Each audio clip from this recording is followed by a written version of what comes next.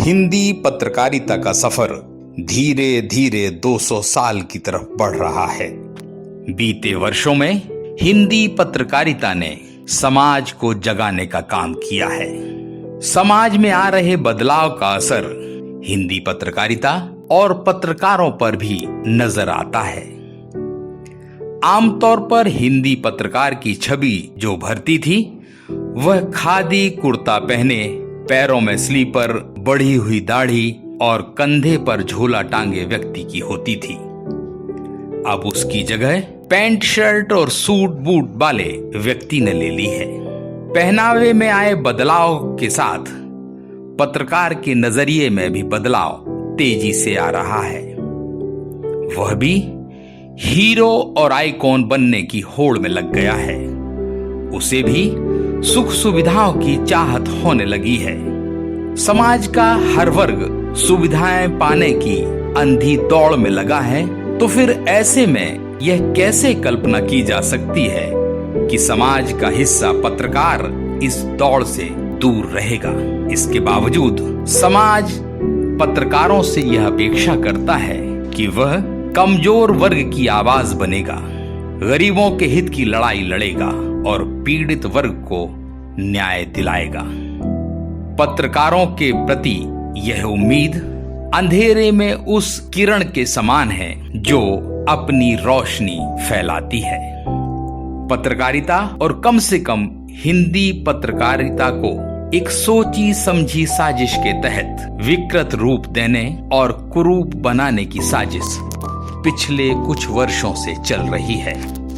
और यही कारण है कि ऐसे आइकॉन खड़े कर दिए गए हैं जिनके पीछे किस्से और कहानियां अनगिनत हैं। आज चर्चा किसी पत्रकार की खबर उसके लेखन की नहीं होती, उसने अपने जीवन में किस तरह का त्याग और समर्पण दिया है इसका भी जिक्र नहीं होता, बल्कि चर्चा इस बात की होती है कि वह पत्रकार कितने करोड़ का मालिक है, उसके पास कौन सी गाड़ी है, उसकी पहुंच कहां तक है। ऐसा नहीं है कि पहले ऐसे लोग नहीं होते थे, मगर अब ऐसे लोगों की संख्या कहीं ज्यादा हो गई है जिनका खबरों के मुकाबले दीगर चीजों से वास्ता कहीं ज्यादा होता है। क्या यह संभव है कि एक पत्रकार पूरी जिंदगी ईमानदारी से काम करे और वह करोड़ों का मालिक बन जाए? मगर ऐसा हो रहा है।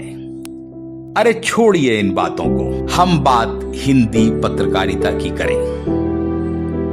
अगर आप महानगरों में पत्रकारों के बीच पहुंचेंगे तो वहां खबरों की बात नहीं होती, वहां समाज की समस्याओं की चर्चा नहीं होती, वहां गरीब की कोई बात नहीं करता, पलायन को तो कोई स्थान ही नहीं है, भूखमरी की बात करने कोई तैयार नहीं है।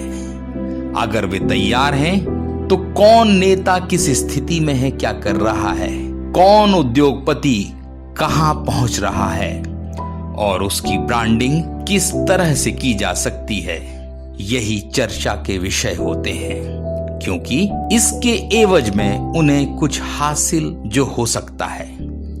मगर इसके ठीक उलट जब हम गांव की तरफ या यूं कहें आंचलिक पत्रकारिता की तरफ नजर दौड़ाते हैं तो बदली हुई तस्वीर नजर आती है।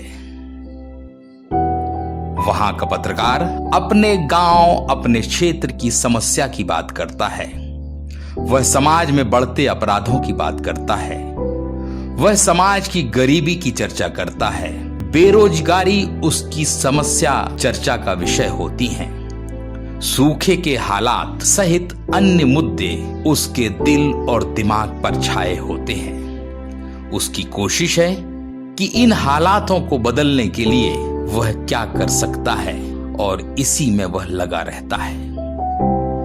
वास्तव में अगर हम देखें तो हिंदुस्तान में हिंदी पत्रकारिता अगर कहीं बची है तो वो आंचलिक स्तर पर है, गांव में है। गांव के पत्रकारों का आज बड़ा योगदान है। देश में राष्ट्रीय स्तर पर जो भी खबरें सामने आती हैं उसका खोजी वास्तव में गांव अथवा अंचल का पत्रकार होता है। मगर शोहरत तो राष्ट्रीय स्तर के पत्रकार के हाथ में आती है। आंचलिक पत्रकार वहीं कहीं गुम हो जाता है जहां से उसने खबर निकाली थी।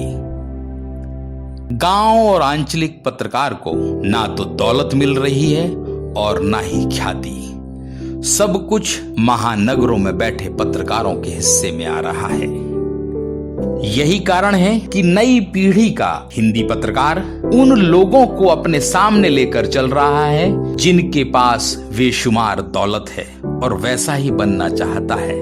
लिहाजा वह खबरों की दुनिया से दूर होता जा रहा है। क्या वाकई में गांव के पत्रकार की आवाज कभी देश की हिंदी पत्रकारिता की आवाज बन पाएगी?